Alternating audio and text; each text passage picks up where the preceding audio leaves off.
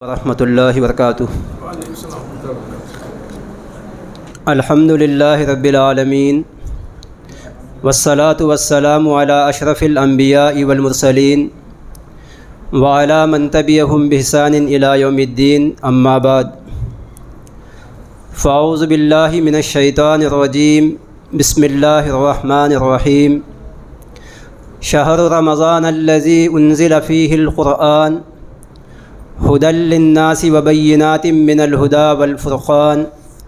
فمن شہد منکم الشہر فلیصم۔ ہر قسم کی تعریف، پاکی، بڑائی اللہ وحدہ لا شریک کے لیے لائق و زیبا ہے۔ اس اللہ رب العزت نے ہمیں ان خوش نصیب بندوں میں شمار کیا جو لیلۃ القدر کی تلاش میں آج دوسری تاخیرات کو منا رہے ہیں۔ کتنے ایسے بد نصیب لوگ ہیں جو آج کی رات میں سڑکوں پر نہ جانے کن کن جگہوں پر وہ لوگ اپنی قیمتی وقت کو گزار رہے ہیں۔ اس توفیق کے لیے ہم اللہ تعالیٰ کا جتنا بھی شکریہ بجا لائے یہ بہت کم ہے کہ اللہ تعالیٰ نے ہمیں یہ سعادت بخشی کہ اس روئے زمین پر سب سے مقدس مقامات جسے نبی کریم صلی اللہ علیہ وسلم نے فرمایا احب البلاد الی اللہ مساجدها وابغض البلاد الی اللہ اسواقها، اللہ تعالیٰ کے پاس اس دنیا کی روئے زمین میں سب سے مقدس مقام اللہ تعالیٰ کے یہ گھر مساجد ہیں، اور اللہ تعالیٰ کو سب سے ناپسندیدہ مقامات بازار ہیں۔ تو لہٰذا جو بھی اس ارادے سے یہاں آئے ہیں پھر بھی بازار میں ہیں، ان لوگوں سے گزارش ہے کہ وہ برائے مہربانی اپنے اس جاگنے کو بازار کی باتوں کے بجائے مسجد میں آ کر گزار لیں، یا نہیں تو اپنے گھر جا کر عبادت میں گزار لیں۔ تو آئیے ہم اور آپ جن ایام سے گزر رہے ہیں، یہ ماہ رمضان المبارک کا مہینہ ہے، اور یہ وہ مہینہ ہے ہمارے اسلاف جس کے لیے 6 مہینے پہلے سے اللہ تعالیٰ کے بارگاہ میں دعا کرتے تھے کہ اے اللہ ہمیں رمضان تک پہنچا اور اس کی برکتوں سے فیوض سے مالا مال فرما۔ اور یہ وہ مہینہ ہے جس میں عبادت کرنے کے بعد ہمارے اسلاف اکرام 6 مہینے کے بعد تک یہ دعا کرتے تھے کہ ہم نے جو بھی اس رمضان کو پانے کے بعد ہماری طاقت کے مطابق جو بھی عبادت ہم نے کی ہے ان عبادتوں کو تو شرف قبولیت سے نواز لے۔ تو آج ہم لوگ یہاں جو جمع ہوئے ہیں لیلۃ القدر کی تلاش میں، جو جس رات کی عبادت 1000 مہینوں کی عبادت سے بڑی ہوئی ہے، تو اللہ تعالیٰ سے دعا ہے کہ اللہ تعالیٰ ہمارے مردوں، عورتوں، بچوں اور جو بھی قسم کے لوگ یہاں جمع ہوئے ہیں اور جو نہ آ سکنے کی وجہ سے صحت کی خرابی ہو یا دوسری کسی خرابی کی وجہ سے اپنے گھروں ہی میں اللہ کی عبادت میں مشغول ہیں، اللہ تعالیٰ ہمارے تمام لوگوں کے اس جاگنے کو، ہماری عبادتوں کو، ہماری ریاضتوں کو قبول فرمائے، اور اللہ تعالیٰ کل روز قیامت ہمارے لیے جو قرآن سفارشی کرنے والا ہے، اور ہمارے روزے، ہماری تراویح کی نماز اور ہمارے قرآن کی تلاوت، یہ ساری چیزیں جو ہمارے حق میں یا ہمارے خلاف میں گواہی دینے والی ہیں، تو ہمیں چاہیے کہ ہمارے حق میں صحیح سفارشی کرنے کے مستحق بننے کی کوشش کرے۔ تو ہم تمام لوگوں کو یہاں جاننا چاہیے کہ یہ رمضان کا مہینہ بہت ہی قیمتی مہینہ ہے، تو اس کی ایک ساتھ ہمارے لیے بہت ہی قیمتی ہے۔ تو ایسے وقت میں ہمیں اسے فضول باتوں میں گنوانے کے بجائے بہت ساری عبادتیں ہمیں کرنے کی ہیں، لیکن پھر بھی ہم لوگوں کو نبی کریم صلی اللہ علیہ وسلم نے فرمایا من لم یشکر الناس لم یشکر اللہ، جو لوگوں کا شکر گزار نہیں ہوتا، جس کے احسانات ہمارے اوپر ہیں تو ان کا شکریہ ادا نہیں کرتا، تو وہ لوگوں کا بھی شکریہ کرنے والا، اللہ کا بھی شکریہ کرنے والا شمار نہیں ہوتا۔ تو آج مجھے اس بات کی تاکید اور بات کی دعوت دی گئی ہے کہ ہماری اس مسجد کو جو لگ بھگ 40 سال کے قریب اس کو آباد کر کے ہوا ہے، تو ہمارے جو اسلاف جو گزر چکے ہیں اس میں چند لوگ زندہ ہیں، تو ان کی تاریخ، ان کی سیرت کو ہمارے سامنے رکھا جائے۔ تو انشاءاللہ مختصر انداز میں آپ کے سامنے یہ کوشش کی جائے گی۔ اللہ تعالیٰ فرماتا ہے وَكُلًّا نَقُصُّ مِنْ أَنْبَاءِ الرُّسُلِ مَا نُثَبِّتُ بِهِ فُؤَادَكَ وَجَاءَكَ فِي هَٰذِهِ الْحَقُّ وَمَوْعِظَةً وَذِكْرَىٰ لِلْمُؤْمِنِينَ۔ قرآن مجید ہمارے لیے راہ ہدایت ہے۔ قرآن مجید اسی ماہ رمضان کے مقدس مہینے میں نازل ہوئی، اور اللہ تعالیٰ نے اس میں مختلف انبیاء کے واقعات،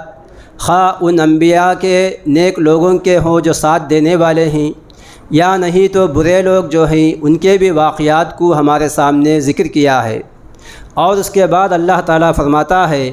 کہ ان واقعات کو بتانے کا مقصد اے نبی، آخری نبی محمد صلی اللہ علیہ وسلم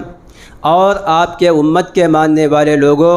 یہ ہے کہ جہاں نیک لوگوں کا ذکر ہے تو کیسے وہ لوگ ثابت قدم رہے، اور جہاں برے لوگوں کا ذکر ہے تو کیسے ان لوگوں نے ستایا۔ یہ دو چیزیں بھی قیامت تک آنے والی ہیں،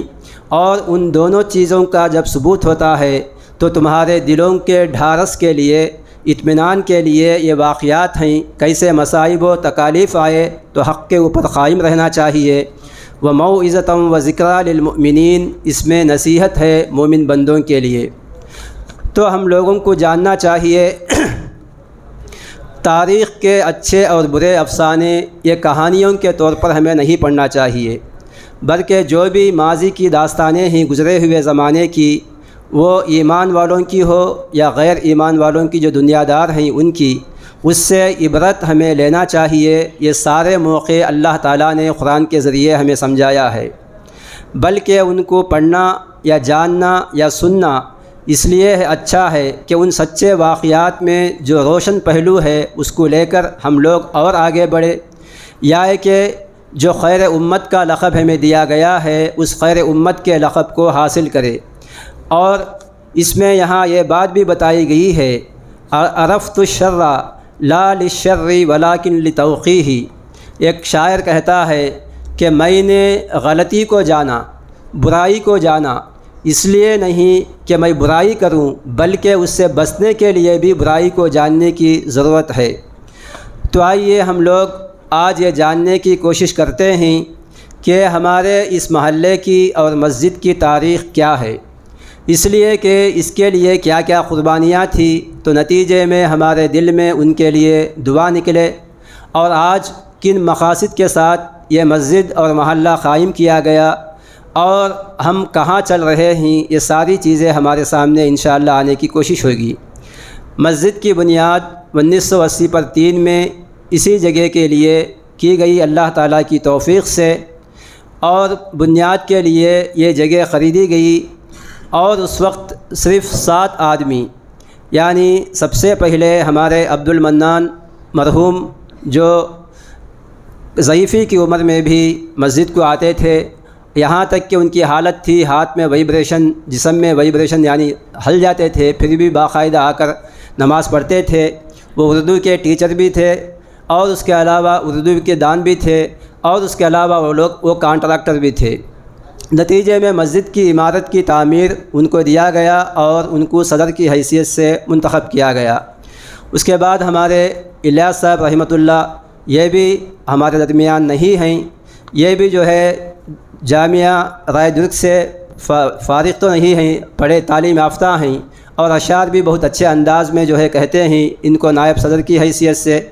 اور ہمارے عنایت اللہ صاحب جو ابھی الحمدللہ بخیر حیات ہیں، اللہم احیہ ان کانت الحیات خیرا لہ وامتہ ان کانت الممات خیرا لہ،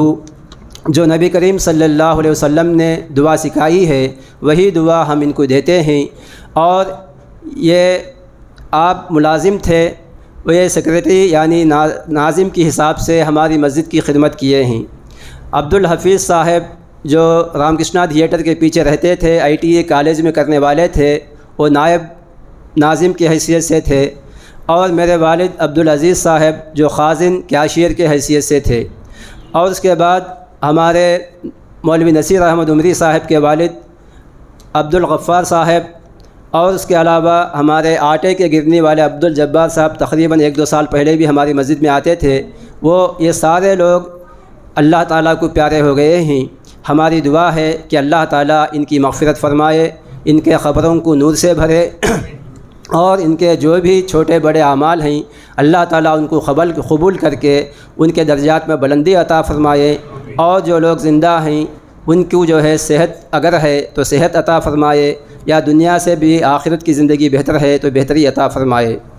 تو اس کے علاوہ ہمیں جاننا چاہیے کہ مسجد کی جگہ خریدنے کے بعد مسجد کی تعمیر کا معاملہ آیا تو ایسے وقت میں صرف اور صرف ضلع کرشنا میں اور شہر وجے واڑہ میں اصلاح المساجد کے طرف سے سب سے پہلی تعمیر ہونے والی مسجد ہماری ہی مسجد ہے۔ تو ایسے وقت میں جب 1980 میں گاندھی جی میونسپل ہائی اسکول میں ایک روزہ پروگرام رکھا گیا، اس میں رؤف احمد صاحب یہاں آئے تھے۔ اس سے پہلے ہمارے والد عبدالعزیز صاحب رحمہ اللہ اور محمد اللہ صاحب رحمہ اللہ دونوں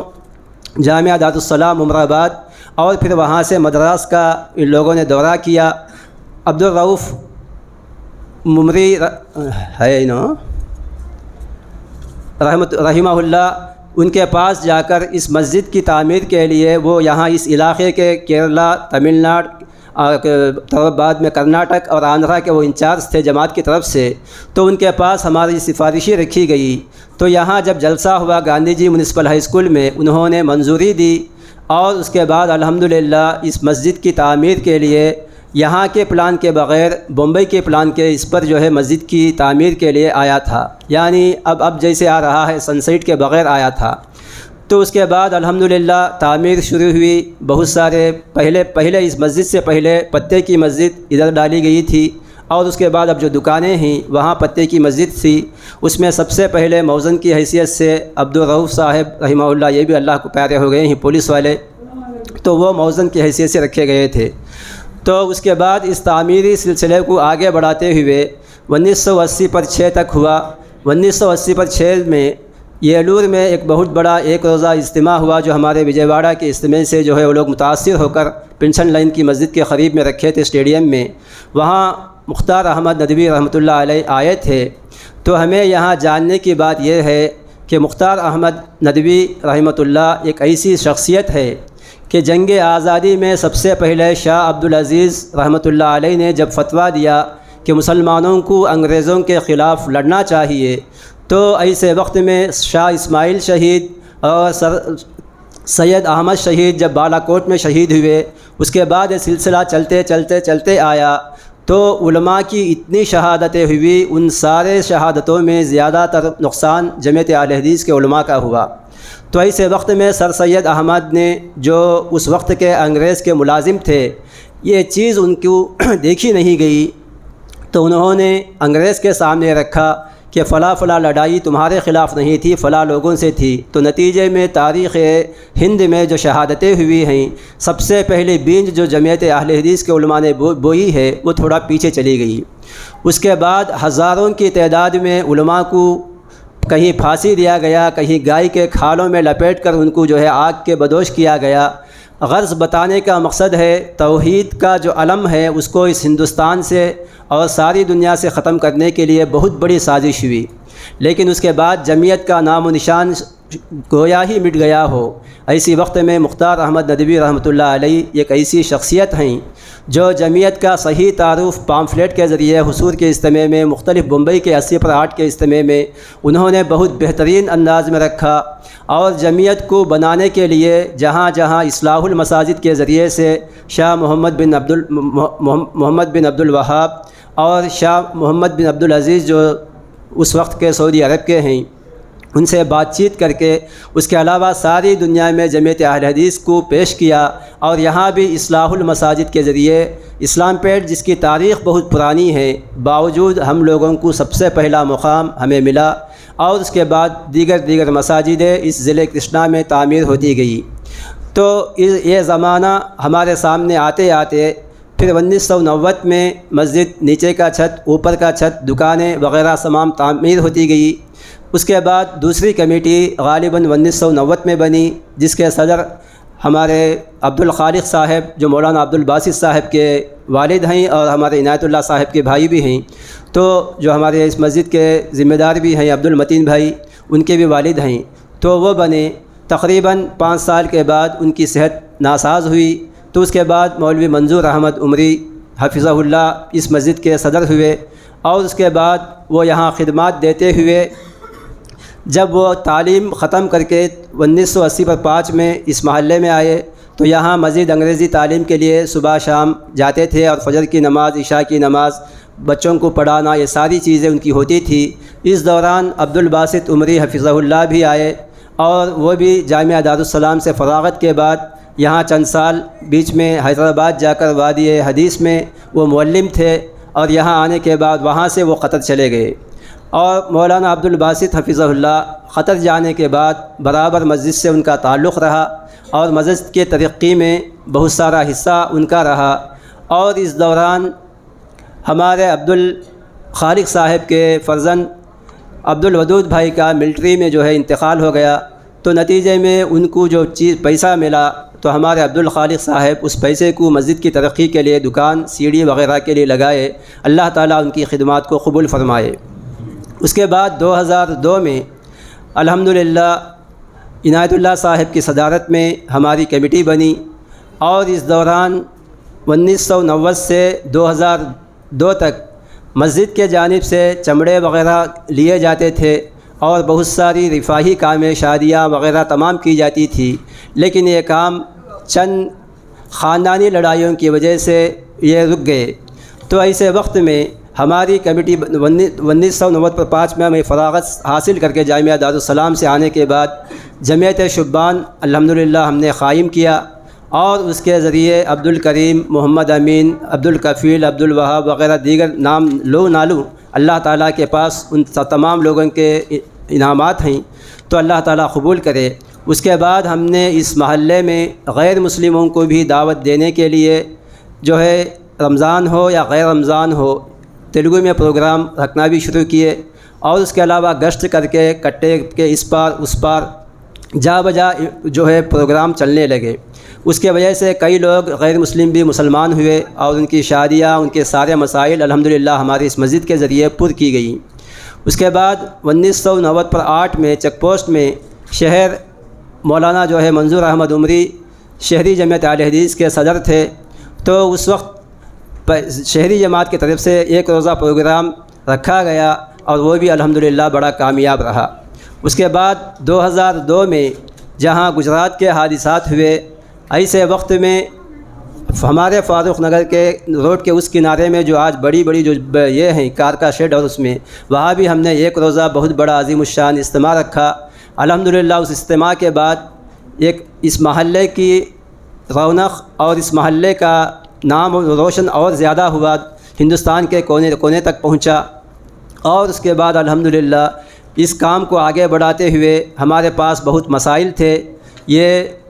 چونا جو ہے ڈال کر گر جا رہا تھا، تو ایسے وقت میں اس کو رنگ کے ذریعے رنگا گیا، اور ہمارے یہ چھوٹے چھوٹے پتھر ڈالے ہوئے تھے وہ بھی زمانہ گزرنے کی وجہ سے نیچے چلے گئے تھے، تو اس کو بھی ہم نے ماربل کے ذریعے جماعت کی مدد سے اللہ کے فضل سے آگے بڑھایا۔ اور اس کے بعد بہت سارے کامیں ہمارے پاس تھی، اس زمین کو آگے بھی بڑھانے کے مسائل تھے، لیکن اتفاق سے گنٹور کی مسجد کی شہادت، اس کے بعد جامعہ دارالبر نلک پیٹ کے مدرسے کا حادثہ، اور دیگر مسائل ہمارے سامنے آ کر یہ کامیں تھوڑی جو ہے پیچھے ہو گئی ہیں۔ تو ایسے وقت میں ہمیں یہاں جاننے کی چاہیے کہ اللہ تعالیٰ نے ہمارے جو مسجد کے فاؤنڈرز ہیں ان کے لیے ہم یہ دعا کرنی چاہیے۔ اللہ تعالیٰ کہتا ہے بہت سارے پیغمبر اس دنیا میں آئے، تلک الرسل فضلنا بعضهم علی بعض، اللہ تعالیٰ نے بہت سارے پیغمبروں کو بھیجا، ان میں سے بعض کو بعض کے اوپر فوقیت دیا، اور جتنے بھی لوگ چل بسے ہیں اللہ تعالیٰ کہتا ہے تلک امۃ قد خلت لہا ما کسبت ولکم ما کسبتم ولا تسالون عما کانوا یعملون، جو ہمارے اسلاف چل بسے ہیں ہمارے حق میں بس یہی چیز ہے، اذکروا محاسن موتاکم، تم اپنے گزرے ہوئے مردہ لوگوں کے نیک کاموں کو، نیک اخلاق کو، ان کی عمدگی کو ذکر کرو۔ تو ایسے وقت میں ہم لوگ ان کے حق میں دعا گو ہیں، ربنا اغفر لنا ولاخواننا الذین سبقونا بالایمان ولا تجعل فی قلوبنا غلا للذین آمنوا ربنا انک رؤوف رحیم۔ یہ قرآنی دعا ہے۔ اس دعا کے ذریعے ہم تمام لوگوں کو ان کو دعا کرنی چاہیے، اس لیے کہ وہ لوگ چل بسے ہیں، وہ لوگ کیا کیے ہیں ان سے ہمارا لینا دینا نہیں ہے، اب وہ جا کر اپنے اعمال کو پا رہے ہیں۔ تو ایسے وقت میں ان کی محاسن کو یاد کرنا چاہیے اور ان کی جو خوبیاں ہیں، ان کا جو ایمان افروز کارنامے ہیں۔ 6 آدمی نے اتنا کارنامہ انجام دیا، لیکن آج ہماری جماعت اتنی بڑی ہونے کے بعد ہماری مسجد کی وجہ سے ادھر صنعت نگر کی ایک چھوٹی سی مسجد لی گئی، اس کے بعد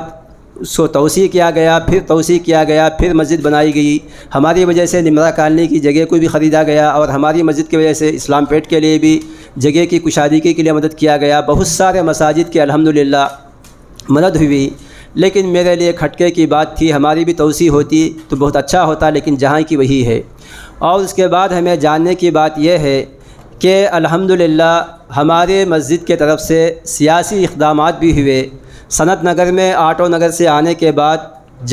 چاروں طرف سے شراب خانے تھے، تو الحمدللہ ہماری کوشش کی وجہ سے اس وقت کے سیاست دانوں کے سامنے اس بات کو رکھ کر ہم نے ان سے یہ معاہدہ کیا کہ ہم ساتھ دیں گے اس وقت جب کہ ہمارے قوم کو تباہ کرنے والے شراب خانے نکالے جائے، اور ہمارے مسلم آبادیوں میں ہمارے روڈ وغیرہ بھی نہیں تھے، ان کو بھی جو ہے ڈیولپ کیا جائے، اور ہماری گلیوں کا چتا کوڑا کرکٹ بھی اٹھایا نہیں جا رہا تھا، وہ بھی صفائی کا خیال کیا جائے۔ تو ان معاہدوں پر ہم نے ان سے معاہدے کیے، اور اس کے بعد گجرات کے حادثے کے بعد ہم نے ہماری مسجد کی طرف سے ایک بہت بڑا رول فاروق نگر مسلم ویلفیئر سوسائٹی اور ہماری مسجد کے طرف سے بھی رہا، اور سارے ضلع میں گھوم گھوم کر مساجد چرچ وغیرہ کے پاس بھی جا کر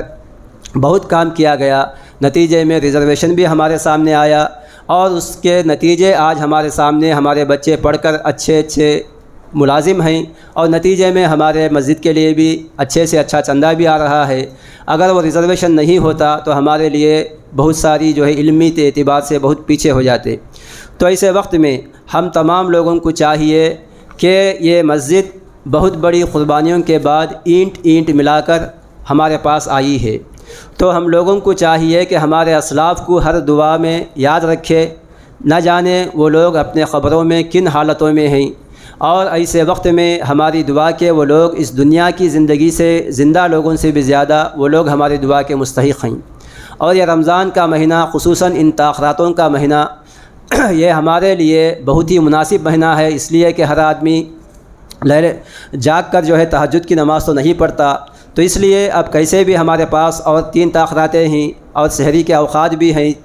تو ایسے وقت میں ہر ایک آدمی جیسے اپنے ماں باپ کے لیے، اپنے رشتہ دار جو بھی اس دنیا سے چل بسے ہیں دعا کر رہے ہیں، ویسے ہی ہمارے اس مسجد کے بنیاد کے لیے اور ہمارے محلے کی آبادی کے لیے جو لوگ کوشش کیے ہیں، نام آپ جانیں یا نہ جانیں، یا اس مسجد کے لیے مالی تعاون جو بھی دیے ہیں، یا اس وقت جو کام چل رہے تھے اس میں کام میں اپنا حصہ لگائے ہیں، ان تمام لوگوں کے حق میں دعا کرنے کی کوشش کرے، اور اس کے ساتھ ساتھ اب جو کر رہے ہیں ان کو صحیح رخ پر بغیر فضول خرچی کے جو چیز ہمارے لیے ضروری ہے اسی کو کرنے کے لیے کہیں۔ ہمیں یہاں جاننے کی بات یہ ہے کہ شاہ جہان اور انگریز کا ایک بہت بڑا اس وقت کا بادشاہ، دونوں کی بیویاں ایک ہی بیماری میں ختم ہو گئی تھی، لیکن یہاں شاہ جہان نے اپنی بیوی کے غم میں ایک تاج محل کو بناتا ہے، لیکن وہاں وہ بادشاہ جو ہوتا ہے اس کا نام ایڈورڈ کچھ ہے، تو وہ اپنے بیوی جس بیماری میں فوت ہوئی تھی وہ اس بیماری کے لیے ایک میڈیکل کالج بناتا ہے، تو نتیجے میں قوموں کا عروج و زوال کا جو زاویہ ہے، ہم نے یہاں 800 سال حکومت کر کے کچھ بھی آج ہم لوگ مظلوم ہیں۔ سب سے پہلے ہم نے خون دیا، سب سے پہلے ہم نے اس ہندوستان کے لیے سب کچھ کیا، اور انگریز کو یہاں آنے کے لیے ہندوستان کو سونے کی چڑیے کا شکل بنا کر دیا۔ آج ہم لوگ ہمارے ہندوستان میں ہم اجنبی بن گئے ہیں، لیکن وہ انگریز جس بیماری میں اس کی بیوی فوت ہوئی تھی وہ بیماری کسی اور کو لائق نہ ہو تو اس نے میڈیکل کالج بنایا، نتیجے میں وہ ترقی کیا۔ تو ہماری سوچ بھی ایسی ہی ہونی چاہیے۔ قوم جہاں عروج کے لیے جاتی ہے تو بڑے لوگوں کی سوچ کے وجہ سے جاتی ہے، اور جہاں زوال پذیر ہوتی ہے وہی یہ چیزیں بھی ہمارے سامنے ہیں۔ تو ہم لوگوں کو چاہیے کہ زیادہ سے زیادہ ہمارے اسلاف کو شکریہ کے نگاہ سے دیکھے، ان کی خامیوں کو ان کے حوالہ کیا کرے، اس لیے کہ تلک امت قد خلت لہا ما کسبتم، کہ وہ امت اب تو ہمارے سامنے سے چلی گئی اور وہ لوگ جو کر کے چلے گئے ہیں وہ اپنا اپنا پا رہے ہیں۔ تو اب ہم جو ہیں باہمی مشورے کے ساتھ، اور جہاں فضول خرچی نہیں ہونی چاہیے وہاں فضول خرچی سے بچتے ہوئے مسجد کی ترقی اور محلے کی ترقی، قوم کی ترقی، یہ ہمارے لیے سب سے اولین ذمہ داری ہے، اور ساتھ ساتھ جو ہے ہم لوگوں کو باہمی اتحاد کے ساتھ آگے بڑھنا ہے۔ تو اس کے لیے انانیت اور بڑپن یہ ساری چیزیں ہم اپنے دل سے نکالنا ہے۔ ہمارا مقصد یہی ہے الحب للہ والبغض للہ، اللہ کے لیے ہماری محبت ہو، اللہ کے لیے ہماری دشمنی ہو۔ تو یہ رمضان اور یہ رمضان کی تاخیراتیں ہمارے لیے یہی بات کی دعوت دے رہی ہیں کہ رمضان کے مہینے میں قرآن مجید نازل ہوا ہے، اور یہ قرآن ہمارے لیے ہدی للناس، راہ ہدایت ہے۔ تو آپ لوگ سمجھ سکتے ہیں کہ یہ رمضان کا مہینہ ہے، تاخیرات ہے، اس میں ہسٹری، ہماری تاریخ محلے کی بتانے کی ضرورت کیا ہے۔ اللہ تعالیٰ خود بھی ہمارے لیے قرآن کو ایک مثال بنایا ہے، اس میں بہت ساری قوموں کے واقعات بتایا تاکہ ہم لوگ اس سے سبق لے، اس سے عبرت لے، اس سے ہماری زندگی کو سنوارے اور اگلی امت کے لیے، آئندہ آنے والی نسل کے لیے کچھ دے کر جائیں۔ جب ہم ان کو کچھ دے کر جائیں گے تو تبھی وہ ہمارے حق میں دعا کریں گے اور ان کے ہاتھ ہمارے حق میں اٹھیں گی۔ تو یہ ساری چیزیں اگر ہم چاہتے ہیں تو ہماری سوچ جو ہے ترقی کی سوچ ہو، تنزلی کی سوچ نہیں ہو، بلکہ ہماری قوم کو آگے بڑھانے کی سوچ ہو۔ آتے ہیں بھی ٹائم ہے 1 بجے۔ تو ایسے وقت میں جو مجھے کہا گیا تھا، میں نے اس بات کو اختیار کیا کہ نبی کریم صلی اللہ علیہ وسلم کے زمانے میں آپ کو لیلۃ القدر جو ہے بتایا گیا تھا۔ تو بتایا جانے کے بعد آپ اپنی امت کو، صحابہ کو بتانے کے لیے آ رہے تھے، تو اس دوران 2 آدمی آپس میں لڑ رہے تھے، تو آپ ان کی اصلاح کر کے اس معاملے کو امت کو بتانے سے بھول گئے کہ یہ رات لیلۃ القدر کی ہے۔ تو ایسے وقت میں آج بھی ہم لوگوں کو یہی چیز ہے کہ ہم لوگ اس لیلۃ القدر جو بڑی بہترین اور 1000 مہینوں والی رات ہے، جس کی عبادت بڑھ کر ہے، تو اس کو پانے کے لیے اللہ تعالیٰ نے ہمیں جو توفیق دی ہے، زیادہ سے زیادہ قرآن مجید کی تلاوت اور زیادہ سے زیادہ اللہم انک عفو تحب العفو فاعف عنی، اور زیادہ سے زیادہ سبحان اللہ وبحمدہ سبحان اللہ العظیم، ایسے جو اذکار ہیں ان کو زیادہ سے زیادہ کرنے کی کوشش کرے۔ اور ہم میں سے ہر ایک کو جاننا چاہیے کہ جو تینوں احادیث تینوں قسم کی ہمارے سامنے آئی ہیں، من صام رمضان ایمانا و احتسابا غفر له ما تقدم من ذنبه ومن قام رمضان ایمانا و احتسابا غفر له ما تقدم من ذنبه، تو تینوں جگہ جو حدیثیں ہمارے سامنے آئی ہیں ان تینوں میں بھی ایمان کا شرط رکھا گیا ہے۔ آج کرونا آنے کے بعد ہمارا ایمان یہودیوں کے مشابہت میں، عیسائیوں کے مشابہت میں، اور جو غیر مسلم جو بدعقیدہ لوگ ہیں ان کے عقیدے کو ہم نے اپنا عقیدہ بنا لیا ہے۔ آج پھر سے ہمیں توحید کے سبق کو پڑھنا ہے۔ آج پھر کو ہم کو صرف یہاں تراویح کے بعد امام صاحب کی ذریعے سے جو ہم لوگ قرآن سن رہے ہیں وہی ہماری بات نہیں ہے،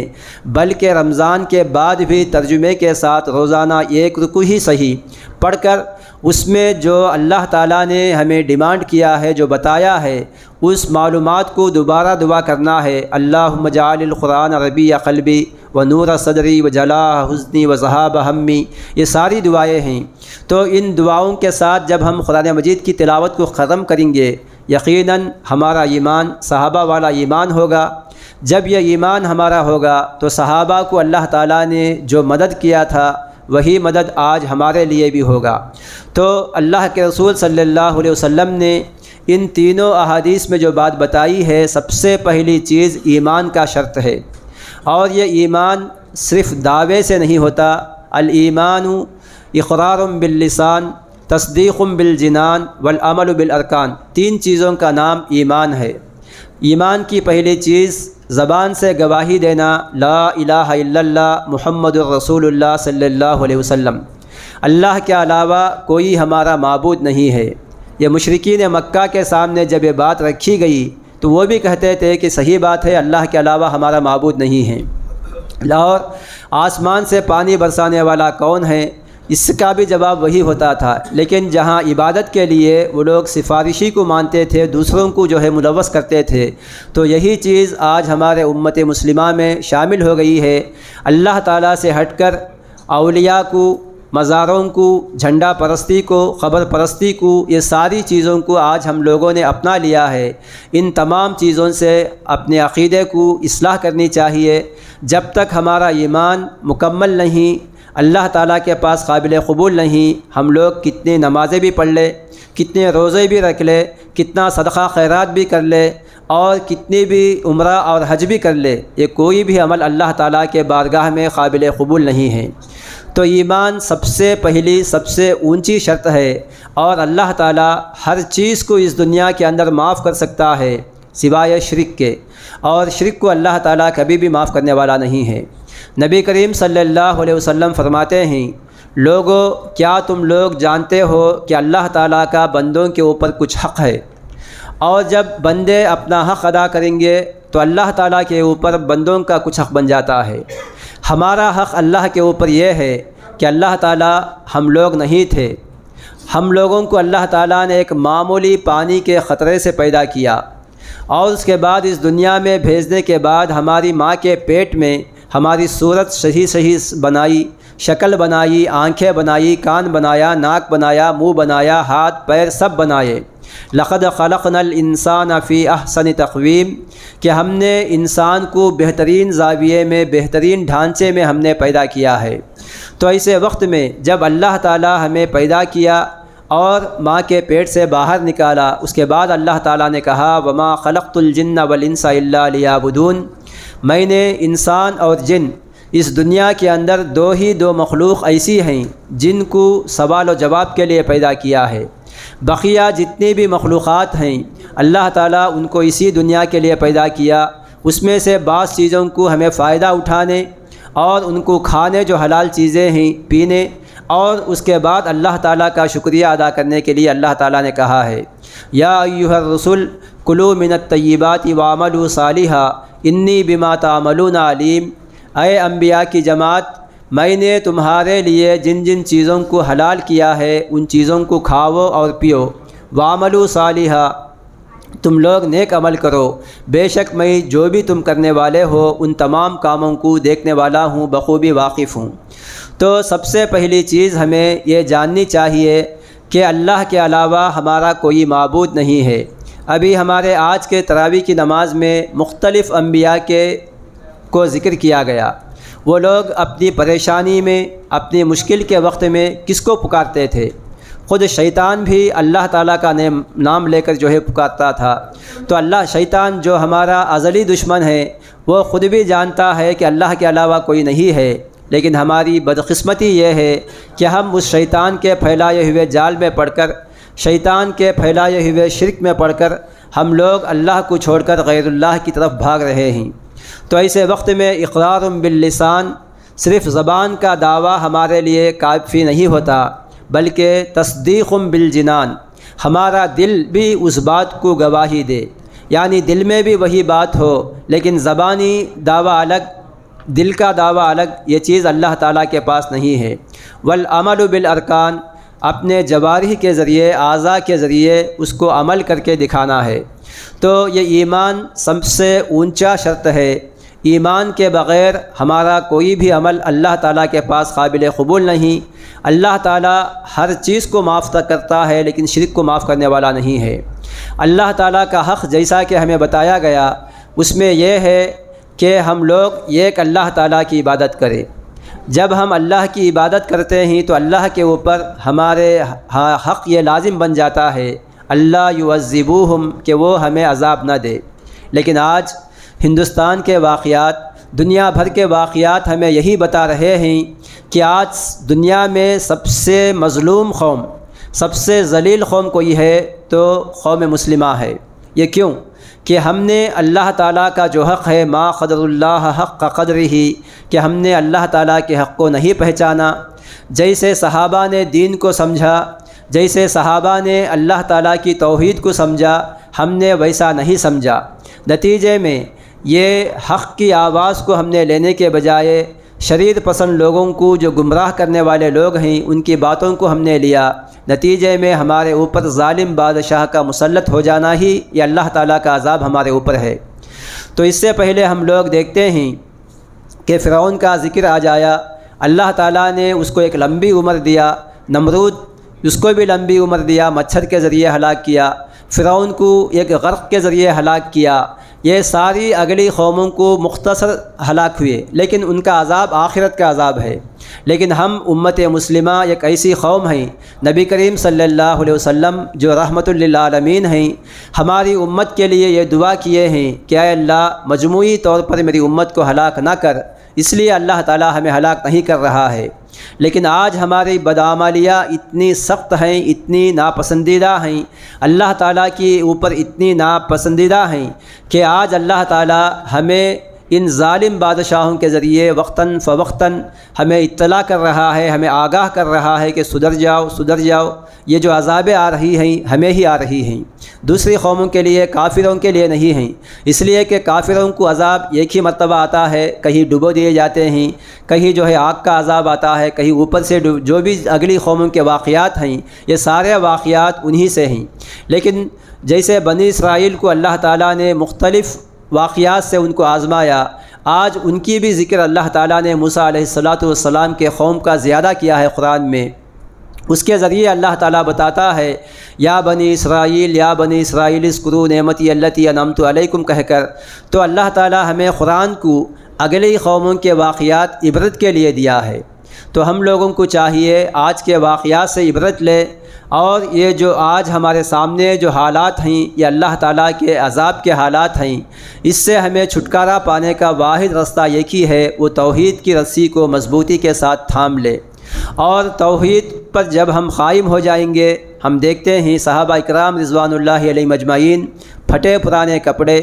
اور ہاتھ میں تلوار بھی نہیں، چکلے کو تلوار سمجھ کر پیدا ہو جاتے، کوٹ پڑتے تھے۔ عمر رضی اللہ تعالیٰ عنہ نے کہا جب وہ بیت المقدس کو فتح کرنے کے لیے گئے تو وہاں کے یہودی اور عیسائیوں نے ان کو اچھا لباس پہننے کے لیے، اچھے طریقے سے رہنے کے لیے کہا،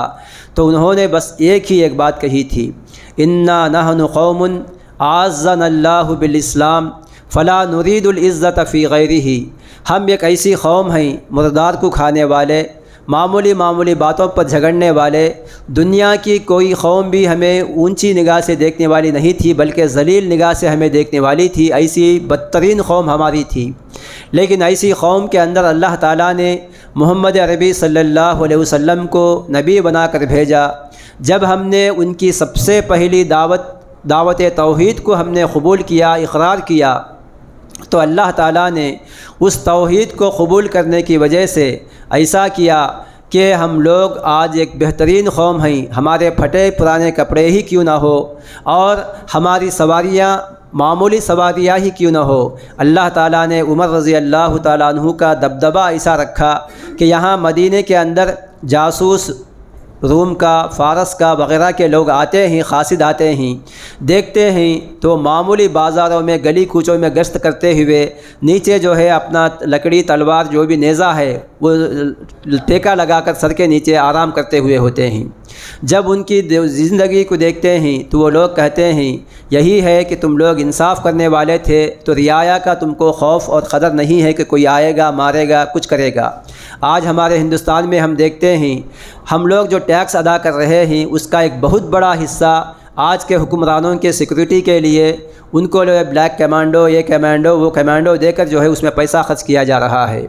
تو یہاں انصاف نہیں ہے۔ تو ایسے وقت میں ہم لوگوں کو چاہیے کہ ہمارا جو دین ہے یہ اس روئے زمین پر ایک بہت بڑا اونچا اور صحیح دین ہے، آج ہمیں اس کو صحیح معنوں میں سمجھنا ہے صحیح معنوں میں عمل کرنا ہے اور صحیح معنوں میں لوگوں کے سامنے، غیر مسلموں کے سامنے پیش کرنا ہے۔ آج یہ دعوت و تبلیغ نہ ہونے کی وجہ سے، آج قومیں ہمیں اسلام کو نہ سمجھنے کی وجہ سے وہ لوگ ہمارے دشمن ہوئے ہیں۔ تو لہٰذا آج سب سے پہلی ضرورت یہ ہے کہ ہم خود پہلے اپنے توحید کو سمجھے، ہمارے اسلام کے پیغام کو سمجھے، قرآن مجید کی تعلیم کو سمجھے، اس لیے کہ اللہ تعالیٰ کہتا ہے شہر رمضان الذی انزل فیہ القرآن ھدی للناس، یہ قرآن ہمارے لیے ہدایت کی کتاب ہے۔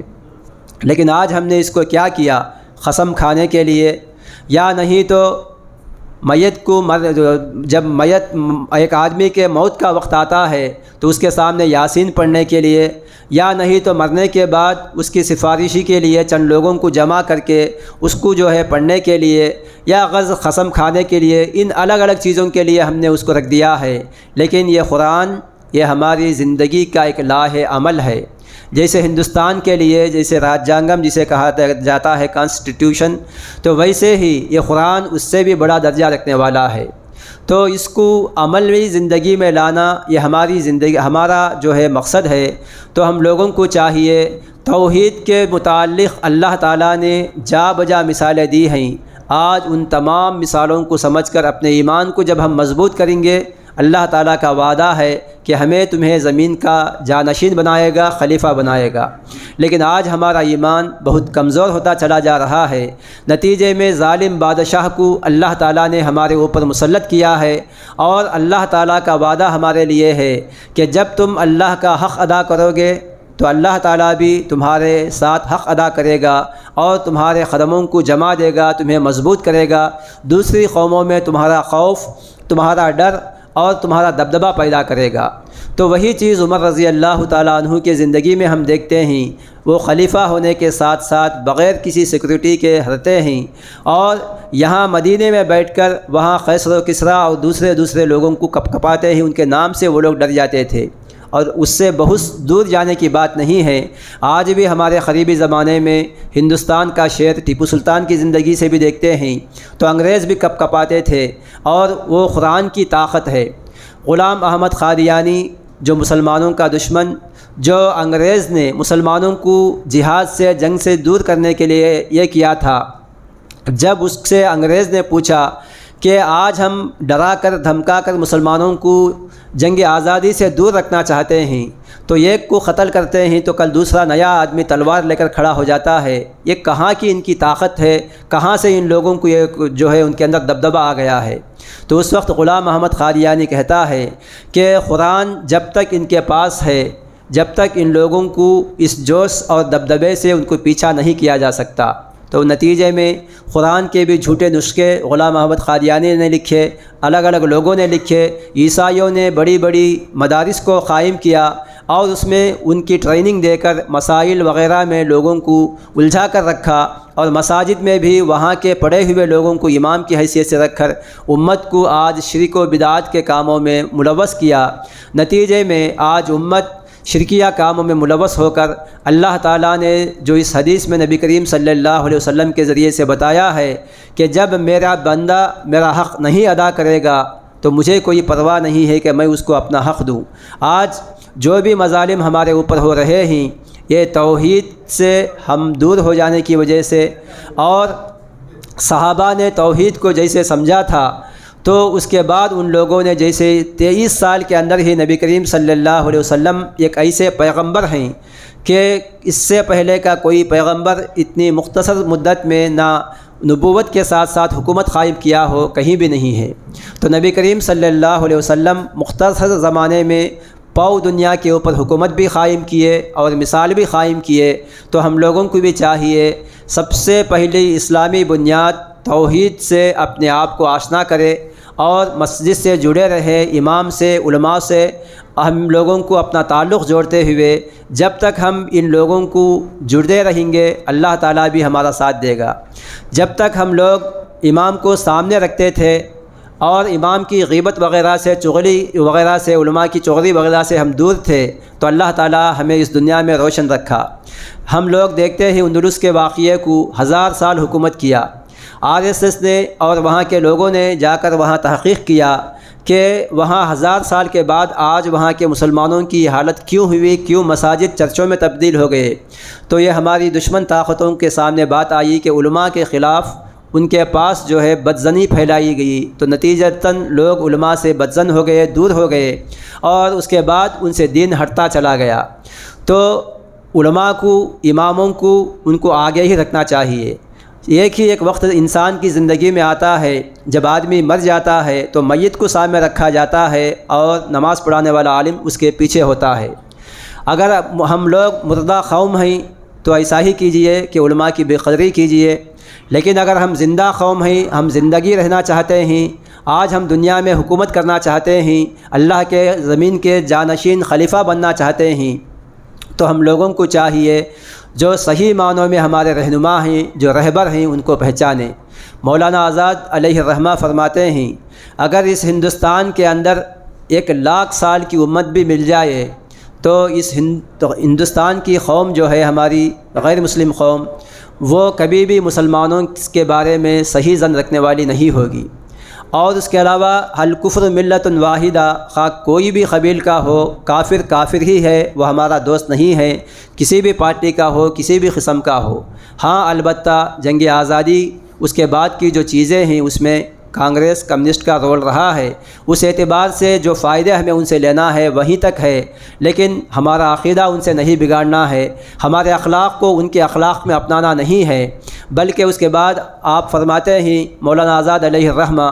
کہ اگر وہی 10,00,000 سال کی عمر بھی دنیا کو مل جائے، ہمارے امت مسلمہ کی یہ بڑی خرابی ہے کہ سچے رہنماؤں، سچے علماء کو نہیں پہچانتی ہیں، بلکہ غلط لوگوں کے پیچھے چلی جاتی ہیں۔ یہی ہے کہ جناح نے جب مسلم لیگ کا نعرہ لگایا تو ساری قوم، علماء بھی چلے گئے، دانشور بھی چلے گئے، سب لوگ چلے گئے، نتیجے میں تقسیم ہند کا معاملہ آیا۔ تو ایک بار ہم جو ہے صدر بن سکتے تھے، ایک بار وہ لوگ بنتے تھے، تو آج ہندوستان کی تاریخ، پاکستان کی تاریخ، بنگلہ دیش کی تاریخ ایسی نہیں ہوتی تھی۔ لیکن آج ہم لوگوں کے پاس افسوس ہے کہ آج ہماری تاریخ ایسی ہو گئی ہے۔ واحد سبب یہی ہے کہ ہم لوگوں نے صحیح رہنماؤں کو نہیں پہچانا، علماء کی ناقدری کی، تو نتیجے میں آج اللہ تعالی ہمارا مرتبہ لے جا کر پیچھے کھڑا دیا، اور ہم لوگ جہاں حاکم بننا چاہیے محکوم بن کر آج رہ گئے۔ تو سب سے پہلے ہمیں جاننا چاہیے، میرا وقت ختم ہو رہا ہے، توحید اسلام کا سب سے پہلا بنیادی ستون ہے، اور توحید کے بغیر ہمارے کوئی بھی عمل، نماز ہو، روزہ ہو، صدقہ ہو، خیرات ہو، عمرہ ہو، حج ہو، یا کہ دوسرے جتنے بھی کام ہیں، وہ کوئی بھی کام اللہ تعالیٰ کے پاس قابل قبول نہیں ہیں۔ تو ہم لوگ جانتے ہیں حاتم طائی ایک بہت بڑا سخی آدمی تھا، اور اتنی سخاوت تھی، ان کا بیٹا مسلمان ہو کر نبی کریم صلی اللہ علیہ وسلم کے پاس آتا ہے اور اپنے باپ کے بارے میں پوچھتا ہے کہ میرے باپ بڑے سخی آدمی تھے، ان کا کیا ماجرا ہے؟ تو ایسے وقت میں نبی کریم صلی اللہ علیہ وسلم کہتے ہیں کہ تمہارا باپ اور میرا باپ دونوں بھی دوزخی ہیں۔ آج ہم لوگ سمجھتے ہیں شیخ عبدالقادر جیلانی ہماری سفارشی کریں گے، ہم جو بھی چاہے کر لے، یا کہ کوئی اور پیر، کوئی ولی آ کر ہماری سفارشی کریں گے۔ نبی کریم صلی اللہ علیہ وسلم 1,24,000 انبیاء کے سردار، اور ڈائریکٹ آسمانی دنیا کا سفر اللہ تعالیٰ نے آپ کو کرایا، اللہ تعالیٰ سے بات چیت کیے،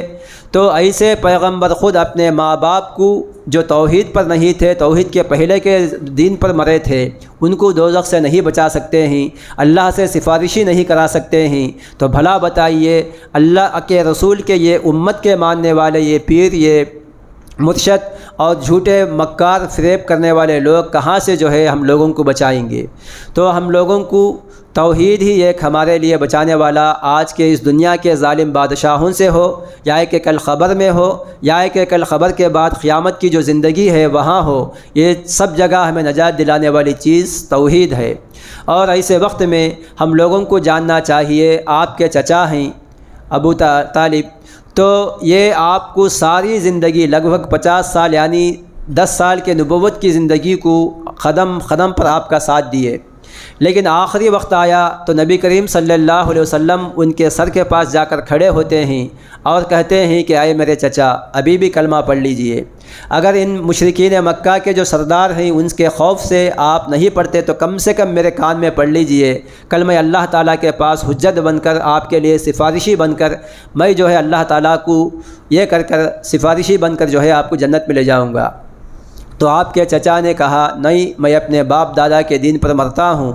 تو اتنا ساتھ دینے کے باوجود ساری قوم ایک طرف کھڑی ہو گئی تھی کہ تمہارے بیٹے کو بھتیجے کو ہم قتل کریں گے، تو اس کے باوجود بھی انہوں نے ان کا ساتھ دیا۔